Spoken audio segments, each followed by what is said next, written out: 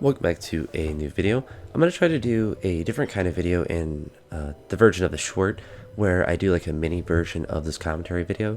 So just kind of like have a couple top lifts and then talk about, you know, this is the kind of work that I was doing. And yeah, it's the same kind of thing I talk about in the longer version, but just like a mini version. So if you see it in the short version, I suppose if you don't want to watch the full video, then that could be a good like little summary of a training session. But I don't know how frequently I'll do them or if I'll continue to do little shorts like that, but I kind of want to experiment with it. It seems like a good idea, and at least give it a whirl to see how I like making them, the editing flow and all of that. But anywho, in this workout, I did some tempo work, and it's more emphasized with the lighter weights, and then it becomes less emphasized with heavier weights.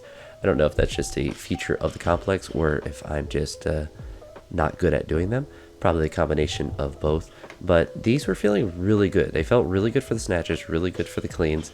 I did kind of like tempo jerks, I guess you can call them, like slow dip on the jerks. I didn't get that same like, wow, these feel really good. It just made them more difficult. It wasn't like they felt bad, but when I was doing these with the snatches, I felt like the bar was just moving in a much better path, if that makes sense. So like I was just going right where I wanted it to when I was catching in the bottom, and everything just felt a lot more precise.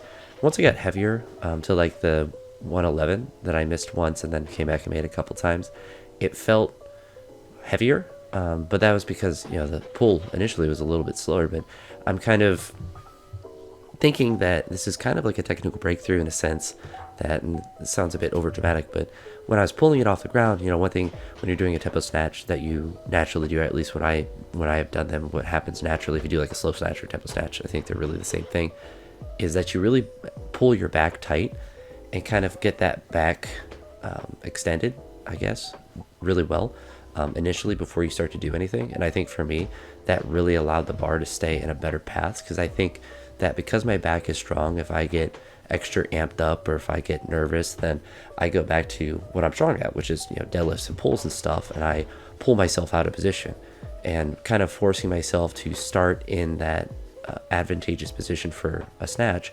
I kind of allow myself to still, you know, ooga booga the weight up, but I set myself up to be in that position to do it properly. And it's more, for me, it's less of what I can see on the video and more of what I feel. I'm sure it looks a little bit different for those of you who have seen me lift on other days, but it definitely felt like a dramatic difference. That, you know, looking at a video doesn't look that different, but you know, when you start in a slightly different position, a lot of the like small adjustments really at this juncture of my lifting career, if I do make like a technical change, it's going to feel dramatic. Like if I just move my hands out, you know, I don't know, 2 inches on each side, it's going to feel like dramatically different, but it's not going to really look that different on the video. So that's why I like making these commentaries, because I can talk about some of those like nitty gritty things that, you know, seem insignificant when you're looking at it on video, but like internally when you're working on it, you know, feel dramatic. But really happy with it. It's been really productive training. I haven't done as much volume in the weightlifting movements as I had originally planned, but that's because I've been doing more bodybuilding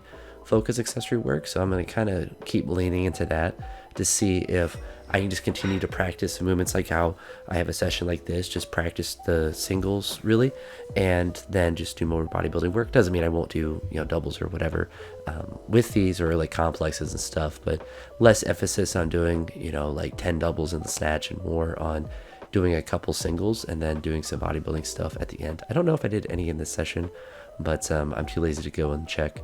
I know my legs were still sore from this session, from doing the leg extensions and whatnot from the previous day.